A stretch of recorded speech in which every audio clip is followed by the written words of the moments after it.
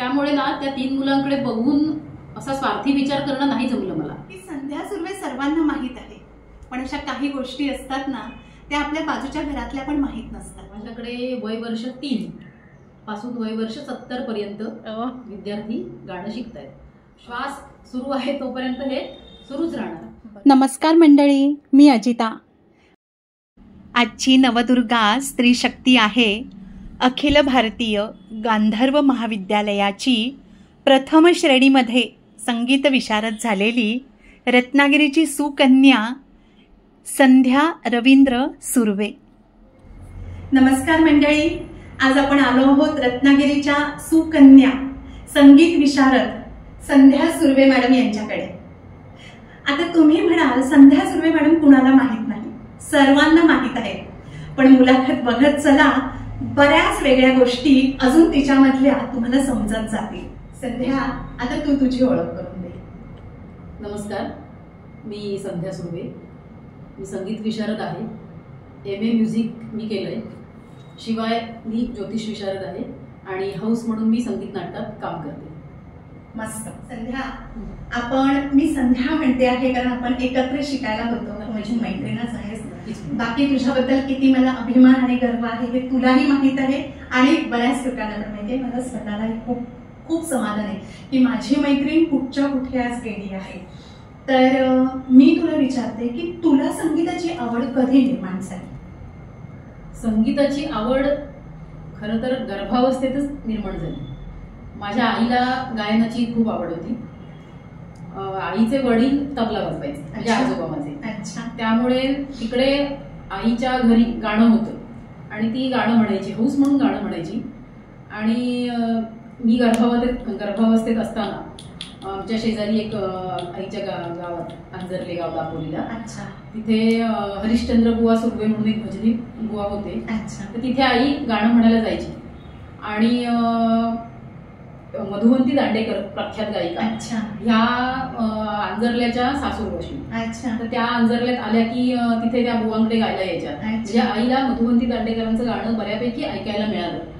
म्हणजे आई तिथे गाणं किती शिकली हे मला माहिती नाही, पण मी गर्भावस्थेत असताना माझ्यावर मात्र ते नाट्य संगीताचे, अभंगाचे, जसं मधुवंती ताई आणि ते हरिश्चंद्र बुवा सुर्वे ज्या प्रकारची गाणी तिथे गायचे, तर त्याचे संस्कार माझ्यावर नकळत झाले. सध्या आपण सायन्सचे विद्यार्थी हो.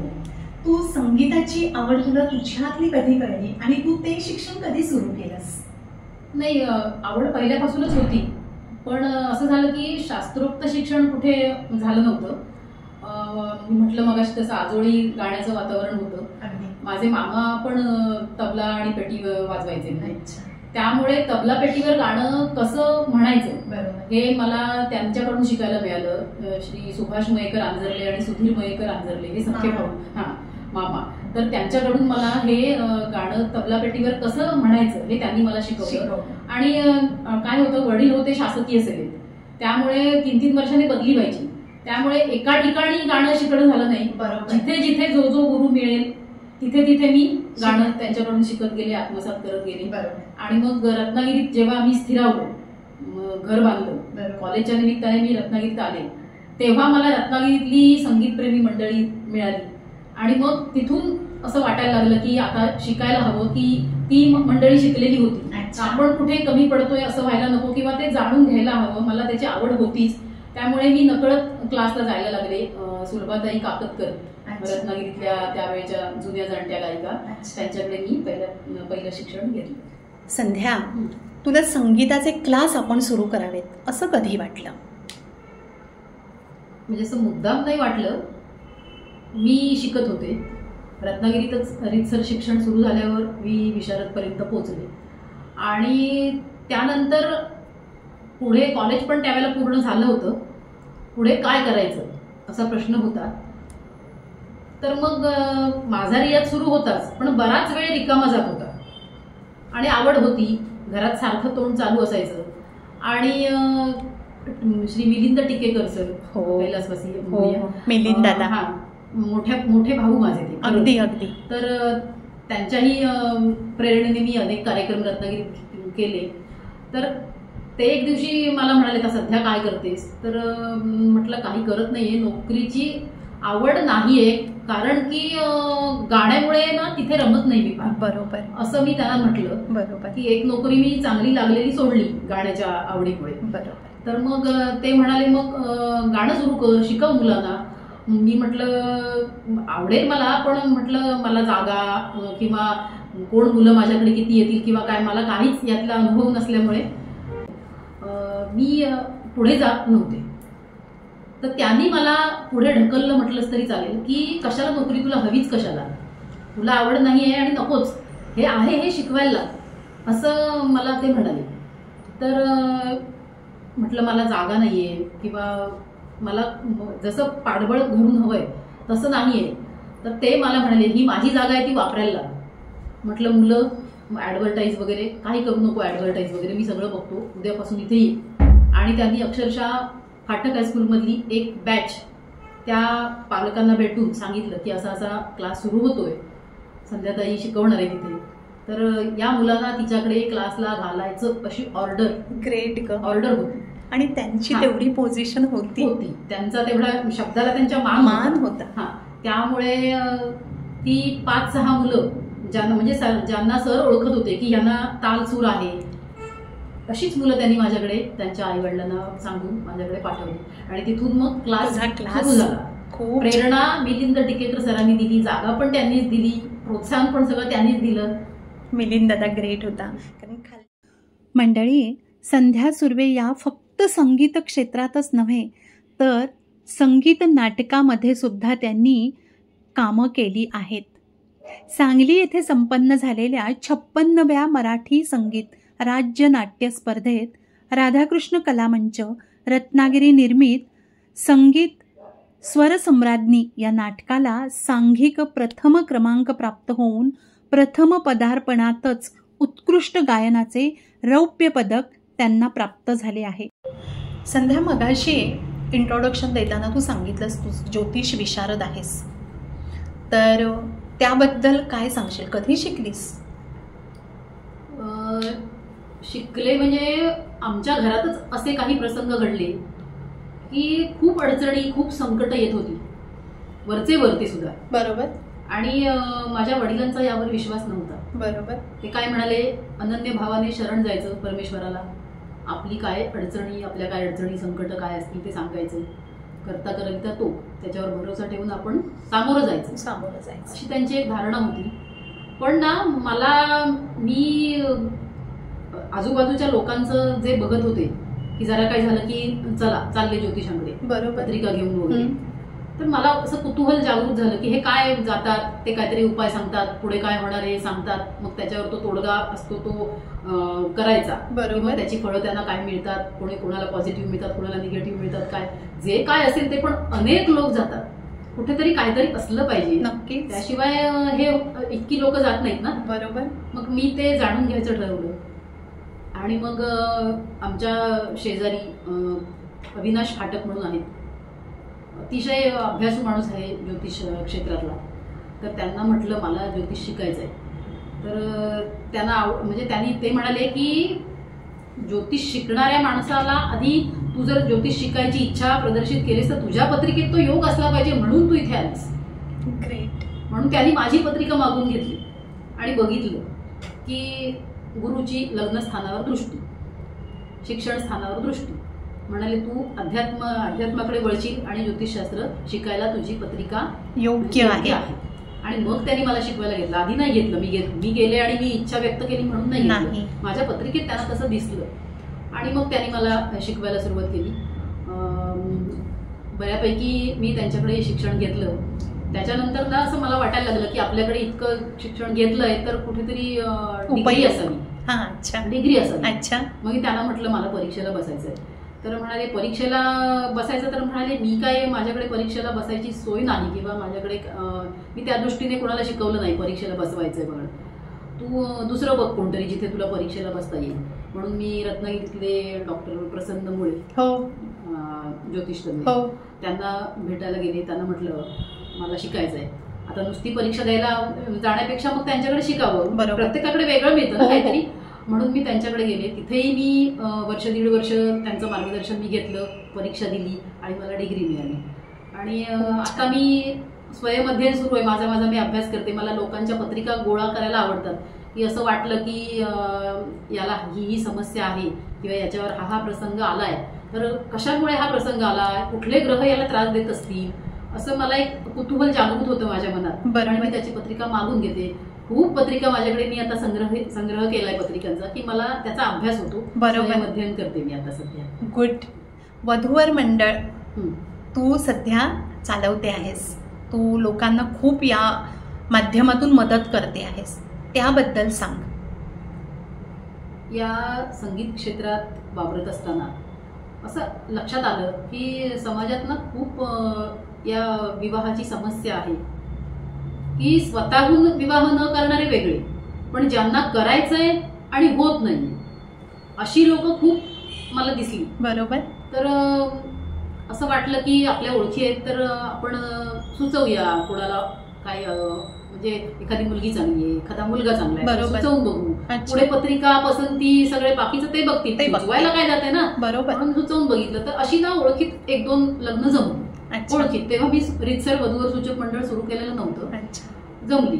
तर मग मलाच असं वाटायला लागलं की आपल्याकडे आता व्हॉट्सअप आहे, तर आपण असा एक ग्रुप सुरू करू, ज्यांना इंटरेस्ट आहे ते येतील. पण सुरुवातीला असं वाटलं की कितपत रिस्पॉन्स मिळेल, पण गंमत अशी झाली की रत्नागिरीत मला खूप जण गाण्यामुळे ओळखतायत, स्वभावामुळे पण ओळखतायत, जास्त स्वभावामुळे ओळखतायत. स्पष्ट वक्तेपणा माझ्या खूप लोकांना आवडतो, काही जणांना नाही आवडत, पण ज्यांना आवडतो ना ते म्हणायला लागले की हिच्याकडे कुंडली दिली तर ही सेफ राहील. बरोबर. किंवा ही 4 ठिकाणी नक्की नाव सुचवेल, नक्की, असा एक विश्वास त्यांना निर्माण झाला. त्यामुळे लोक मला बायोडाटा पाठवायला आणि मग ज्यांना इच्छा आहे त्यांना मी ग्रुपवर जॉईन करून घेतलं. आणि असे विविध समाजाचे ग्रुप माझ्याकडे आहेत. बरोबर. आणि आता 2 वर्षात तुला सांगते 20 लग्न जमली. ग्रेट. त्यांच्याकडून कोणत्याही प्रकारचं मानधन घेत नाही. ही समाज सेवा झाली. समाजसेवा आहे. फक्त काय झालं, मध्ये असा एक प्रकार झाला की लोक ना मी विनामूल्य करते म्हणून फायदा घ्यायला लागले, की माझ्याकडे लोकांनी विश्वासाने पाठवलेल्या कुंडल्या बाहेर जायला लागल्या किंवा असे प्रकार व्हायला लागले. काही व्यावसायिक लोक याचा फायदा घ्यायला लागले. बरोबर. मग मला काही ग्रुपमधल्याच लोकांनी सुचवलं, मॅडम प्रवेश फी ठेवा. अगदी. त्याशिवाय गैरा कोणी मजा बघायला, लोकांच्या मुली बघायला ग्रुपवर जॉईन होणार नाही. फुकट गोष्टीला मोल नसतं, किंमत नसते, किंमत नसते. त्यामुळे मी फक्त आता 500 रुपये मी प्रवेश फी घेते. आणि लग्न ठरल्यानंतर मी जसं वधूवर सूचक मंडळ 5,000 10,000 दोन्हीकडून कळतात, बरोबर, तसं मी काही करत नाही. फक्त 500 रुपये मी घेते. संध्या, आता तुझा मेन विषय किंवा मेन व्यसन लहानपणापासूनचं संगीत, या विषयाबद्दल काय सांगशील? तुला कसं ते वाटतं आणि त्याचे फायदे काय काय असतात? संगीत ही कला आनंद देणारी, मनाला आनंद देणारी. असं म्हणतात ना की गाना आये या ना आये, गाना चाहिए. असं सगळ्यांनाच शिकता येतं असं नाही, पण प्रत्येक जण आपापल्या परीने गात असतो. अशी व्यक्ती शोधून सापडणार नाही की ज्याला गाणं आवडत नाही. अगदी बरोबर. बरोबर ना. त्यामुळे गाणं आवडतंच मला, म्हणूनच इथपर्यंत प्रगती झाली. पण ना एक आत्मिक बळ मिळतं त्यामुळे, की अनेक प्रसंग माझ्यावर सुद्धा येऊन गेले. आमच्या घरी अनंत अडचणी होत्या, अनेक प्रसंग आले, पण त्यामुळे मी खंबीरपणे उभी राहिले. संगीतामुळे आयुष्यात संगीत असल्यामुळे. खरंच एक गाणं म्हटलं ना की मला फ्रेश वाटतं. बरोबर. एक आत्मिक आनंद मिळतो, आत्मिक बळ मिळतं, की ज्या आधारे मी माझ्या घरातल्या सगळ्या कौटुंबिक जबाबदाऱ्या पार पडू शकते. अशी अनेक माणसं असतात की खूप काही सोसत असतात, पण गाणं म्हटलं की त्यांना बरं वाटतं. विरंगुळा म्हणून गाणं ऐकणं, शिकणं हे सगळं करायला हवं लोकांनी. मी म्हणजे सगळ्यांना सांगत असतेच तुम्ही गाणं शिका वगैरे, की याच्यात माझा वैयक्तिक स्वार्थ कधीच नसतो. काही माणसं माझ्याकडे अशी येतात गाणं शिकायला की त्यांची आर्थिक परिस्थिती नसते फी देऊन गाणं शिकण्याची. त्या माणसांना मी असंच गाणं ऐकायला या म्हणते, ती बसतात गाणं ऐकायला क्लासमध्ये. इतकी गाण्यात शक्ती आहे की लोक स्वतःचं दुःख विसरतात. मी श्रीधर पाटणकर, रत्नागिरी. माझ्या शास्त्रीय गायनाच्या गुरु संध्याताई सुर्वे एक अत्यंत शिस्तप्रिय गुरु म्हणून त्यांचा नामलौकिक सर्वत्र आहे. विद्यार्थ्यांच्या गळी उतरवण्याचे कौशल्य हे त्यांच्या शिकवण्याचे खास वैशिष्ट्य आपल्याला सांगता येईल. नमस्कार, मी सौ चैत्राली देसाई देव. गुरु म्हणजे केवळ शिक्षकच नव्हे, तर आपल्या जीवनाला योग्य दिशा देणारा आधारस्तंभ असतो. आणि माझ्यासाठी तो आधारस्तंभ म्हणजे माझी शास्त्रीय संगीतातील गुरु संध्या सुर्वे रत्नागिरी. मी मूळ रत्नागिरी येथील असल्यामुळे लहानपणापासून विशारदपर्यंतचे शिक्षण तिच्याकडेच पूर्ण केले. शिष्या म्हणून तिच्याविषयी 2 शब्द बोलायची मला संधी मिळाली हे मी माझं भाग्य समजते. तिच्या स्वभावाबद्दल सांगायचं झालं तर अत्यंत साधी, सरळ, शिस्तप्रिय, आज तागायत 25पेक्षा जास्त वर्ष क्लासेस घेऊन आणि रत्नागिरीतील नामवंत गायिका असून तसा कुठलाही गर्व तिच्या स्वभावात, तिच्या वागण्यात दिसून येत नाही. क्लासेसमध्ये काहीही शंका आढळली तर ती शंका कसलंही मनात किंतु परंतु न ठेवता बोलून दाखवावी आणि त्या शंकेचे निरसन करावे आणि ते झाल्यानंतर तशा पद्धतीत योग्य तो रियाज करावा, ही तिच्या क्लासची पहिली आणि बेसिक शिस्त. या शिस्तीचा मला आज तागायत असा फायदा होतोय की सध्या गेले 2 वर्ष मी पेण आणि पनवेलमध्ये स्वतःचे चैत्रस्वर या नावाने गाण्याचे क्लासेस घेते आणि सर्व विद्यार्थी माझ्या शिकवण्याच्या पद्धतीवर खुश आहेत. याचं संपूर्ण श्रेय मी संध्याताईलाच देईन. नमस्कार, मी सौ सायली मुळे दामले. मी मागचे 18 वर्ष संध्याताई सुर्वे यांच्याकडे शास्त्रीय संगीताचे प्रशिक्षण घेत आहे. खरं तर संध्याताई ही माझ्यासाठी केवळ गायनातली गुरु नसून ती माझ्यासाठी गायनातलं सर्वस्व आहे. माझी आई आहे, माझी ताई आहे. जेव्हापासून मी ताईकडे गाणं शिकायला सुरुवात केली तेव्हा पहिल्यांदा तिचा स्वभाव अतिशय शिस्तप्रिय, कठोर, अभ्यासाच्या, रियाजाच्या बाबतीत अतिशय कडक असणारा. दर आठवड्याला जे शिकवलं जाईल ते पुढच्या आठवड्यामध्ये पाठ करून यायचं, रियाज करून यायचा आणि जर ते पाठांतर झालं नसेल तर तिच्याकडनं योग्य ती शिक्षा व्हायची. सुरुवातीला या गोष्टीची थोडीशी भीती वाटायची, पण या भीतीची जागा नंतर तिच्यावरच्या प्रेमाने घेतली आणि या रियाजाचा पुढे आपल्यालाच फायदा होणार आहे. या शिस्तीचा पुढे आपलंच गाणं सुधारायला फायदा होणार आहे. विद्यार्थी क्लासमध्ये घेताना मी कोणताही भेदभाव ठेवत नाही. गाणं शिकायला त्यांनी इच्छा व्यक्त केली गाणं शिकण्याची की तो विद्यार्थी माझा झाला. खूप छान. संध्या, प्रत्येक क्षेत्रामध्ये आपल्याला चांगले वाईट अनुभव येत असतात. संगीत क्षेत्रामध्ये तुला आलेले सांगू शकशील? सगळ्याच क्षेत्रामध्ये चांगले वाईट अनुभव येतात. चांगले अनुभव असे की माझ्या गुरूंचा मी यामध्ये उल्लेख करेन की सर्व गुरूंनी मला खूप प्रेमाने शिकवलं. की मला ज्या गाणं शिकत असताना कौटुंबिक जबाबदाऱ्या किंवा घरी येणाऱ्या अडीअडचणी हे सगळं त्यांनाही मी सांगत होते. दुसरे माझे पालक म्हणून की मला आज यायला उशीर का झाला, मला आज हे करायला का नाही जमलं गाणं वगैरे. तर हे सगळं मी त्यांना सांगितल्यानंतर त्यांनी मला जी काही ट्रीटमेंट दिली ती मी कधीच विसरू शकत नाही. की खूप प्रेमाने त्यांनी मला शिकवलं आहे. उज्ज्वला पटवर्धन म्हणून बाई आहेत रत्नागिरी, त्यांच्याकडे मी संगीताचं शिक्षण घेतलं. 5-6 वर्ष मी त्यांच्याकडे शिकले. एकदा तर प्रसंग असा आला होता की असंच काहीतरी घरी संकट होतं आणि माझं डोकं ना खूप दुखत होतं आणि मी क्लासला जायच्या मनस्थितीतच नव्हते. तिथे गेल्यानंतर त्यांच्या लक्षात आलं की हिचं काहीतरी बिनसलं आणि नेहमी मी जी अशी गाणं शिकताना उत्साही असायची किंवा मला लगेच यायचं तसं येत नव्हतं, माझं लक्ष नव्हतं. तर बाईंनी मला गाणं त्यांनी थांबवलं शिकवायचं. तुला काय प्रॉब्लेम आहे विचारलं. त्यांनी चहा करून दिला, सगळं कामं टाकली, क्लास तो थांबवला, चहा करून दिला, मला सूतशेखरची मात्रा उगाळून दिली. 10-15 मिनटं त्यांनी बसवलं शांतपणे मला आणि मग म्हणाले तू आता आराम कर, तुला बरं वाटलं तर आपण क्लास घेऊ, नाहीतर तू थोड्या वेळाने तिथे झोप आणि घरी जा. ग्रेट. असे अनुभव इतके मला प्रेमाने शिकवलेलं आहे खूप सगळ्या शिक्षकांनी.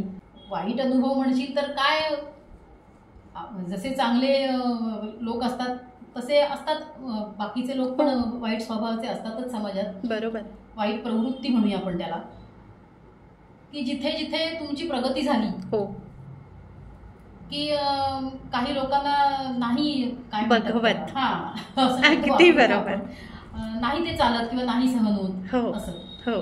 तर मग काय होतं की आपण जी कोण व्यक्ती असेल ती त्याच्या कलेतल्या उंचीपर्यंत ही माणसं पोहोचली नाहीत ना, बरोबर, तर मग त्याची इमेज खराब करायचे प्रयत्न सुरू करतात. अशी ही काही माणसं भेटली हो, की कलेतल्या उंचीपर्यंत नाही पोहोचत तर मग त्याची इमेज खराब करायची. स्पष्ट वक्तेपणा हा माझा गुण आहे. मी लगेच तिथल्या तिथे रिॲक्ट होते. बरोबर.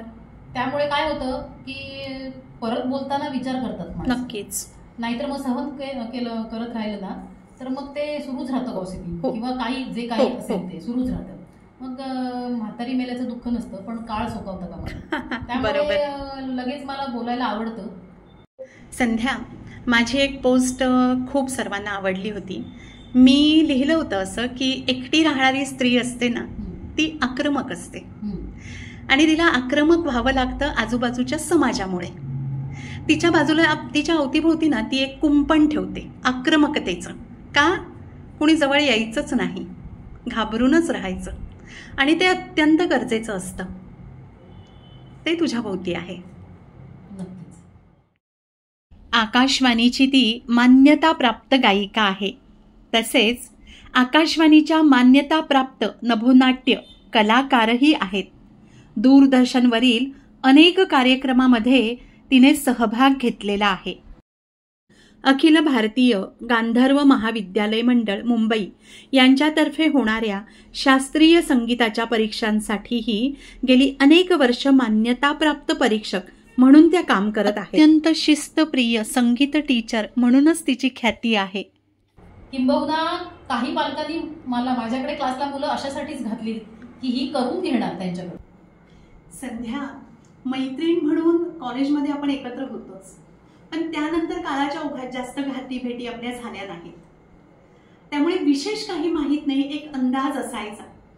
ऐकायची मी तुझ्याबद्दल, खूप अभिमान वाटायचा आणि त्याच्यातून काही छोट्या गोष्टी कळत होत्या. पण आज तुला मुद्दाम मी विचारते. तू एक वाक्य मध्ये बोलली होतीस की अजिता, एकतर आपल्याला करिअर करता येतं नाहीतर एकतर लग्न करता येतं. नाही, लक्षात राहिलं ते वाक्य. पण मी तुला सांगू का, या दोन्ही गोष्टी एकत्र सुद्धा होतात, करिअर आणि लग्न.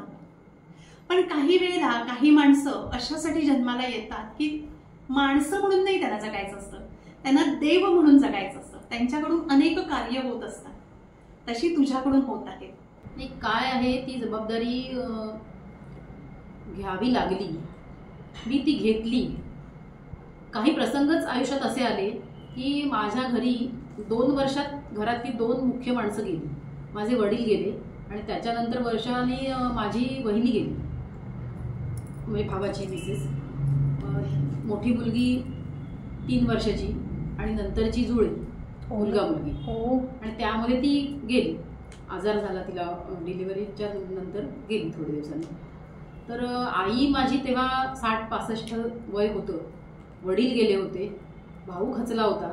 त्यामुळे ह्या 3 मुलांचं संगोपन ही जबाबदारी कोणी करायची आली. ती माझ्यावर आली. त्यामुळे ना त्या 3 मुलांकडे बघून असा स्वार्थी विचार करणं नाही जमलं मला की त्यांची आई व्हावं लागलं मला. स्वीकारला, त्या मुलांची आई झाले. आता मुलं खूप मोठी झाली, थोडासा वेळ मला आता मिळतो, आनंद आहे. Hats off. संध्या, या पुढे, इथून पुढे अजून जे उर्वरित आयुष्य आहे यामध्ये काय प्लॅन आहेत, अजून काय करायचं आहे? प्लॅन असं नाहीये, पण हे आहे हेच ज्योतिष, वधूवरसूचक मंडळ आणि म्युझिक हे सुरूच राहणार. श्वास सुरू आहे तोपर्यंत हे सुरूच राहणार. बरोबर. त्यात एक ॲडिशनल म्हणूया आपण, मला म्युझिक थेरपी विषयी कुतूहल आहे. अच्छा. कुतूहल म्हणण्यापेक्षा मला ते द्यायला आवडेल की कोणाला काय दिलं की त्याचा कोणावर कसा परिणाम होतो. बरोबर. नमस्कार, माझं नाव वर्णवाशिष सरपोतदार आणि मी संध्याताई सुर्वे यांच्याकडे 5 वर्ष शिकतोय. गेली 5 वर्ष मला खूप ज्ञान मिळालं आणि अजूनही मिळत राहील. संध्याताई सुर्वे मला खूप सपोर्ट करतात आणि मला गाण्यातनं खूप आनंद मिळतो. ग्रेट. नमस्कार, माझं नाव सावनी योगेश सरपोतदार. मी संध्याताई सुर्वे यांच्याकडे गेली 5 वर्ष संगीत शिक्षण घेत आहे. त्या मला अतिशय उत्तम प्रकारे मार्गदर्शन करतात आणि संगीताबरोबरच त्या मला अभिनयाचंही मार्गदर्शन करतात. माझा अभिनय वाचनात प्रथम क्रमांक त्यांच्यामुळेच आला आहे. त्यांना मी खूप खूप धन्यवाद देते. नमस्कार, मी स्वरेश अशोक आखाडे. मी गेली 3 वर्षे संध्या सुर्वे मॅडमकडे शिकत आहे. या 3 वर्षांमध्येच मला एवढा अनुभव झाला की मी स्टेजवर जायला घाबरायचे, पण मॅडममुळे मला स्टेजवर जायचा डेअरिंग आलं. गुड. मंडळी, या मुलांची मनोगत ऐकून मन खूप भरून आलं. मला माझ्या मैत्रिणीचा प्रचंड अभिमान वाटला. एक जन्म मिळालेला असतो, पण एखादी व्यक्ती किती सॅक्रिफाईस करून किती रिस्पॉन्सिबिलिटीज सांभाळत असते आणि त्याचसोबत आपल्याकडे असणाऱ्या कलेचा समाजसेवेसाठी उपयोग कसा होईल यासाठी सुद्धा धडपडत असते. तुला हे जे जे काही शिक्षण मिळालं आहे, जे जे काही शिक्षण घेतलं आहेस, त्यामधून तू समाजसेवा सुद्धा करते आहेस. त्या प्रत्येक गोष्टीचा समाजाला उपयोग होतो आहे, बरोबर? आज माझ्या नवदुर्गा स्त्री शक्तीमध्ये या एपिसोडमध्ये तू मला हा छान इंटरव्ह्यू मनमोकळेपणाने दिलास, त्याबद्दल मी अत्यंत आभारी आहे. Thank you so much. अजिता, तुझ्या या स्त्री शक्तीच्या एपिसोडमध्ये तू मला इन्व्हाइट केलंस की तुला असं वाटलं की संध्याची मुलाखत घ्यावी, त्याबद्दल मी सुद्धा तुला धन्यवाद देते. आणि एक महत्त्वाचं की या मुलाखतीच्यामुळे तुझ्यातले सुद्धा कलागुण मला समजले की मी तुला असं सांगते की तुझ्या या बोलण्याचा उपयोग तू एखाद्या कार्यक्रमाच्या सूत्रसंचालनासाठी कर किंवा एखादं नाटक मिळालं तर तू कर, की तू नक्की त्याच्यात यशस्वी होशील असं मला वाटतंय. त्यामुळे तू नक्की याचा विचार कर. Thank you so much. Thank you so. मंडळी, अगदी सुरुवातीलाच मी बोलले होते की माझ्या या मुलाखती दरम्याने तुम्हाला एक नवीन संध्या सुर्वे उमजेल. पटलं ना तुम्हाला? आज एक अनोखी स्त्री शक्ती तुम्हाला मिळाली ना? Thank you so much.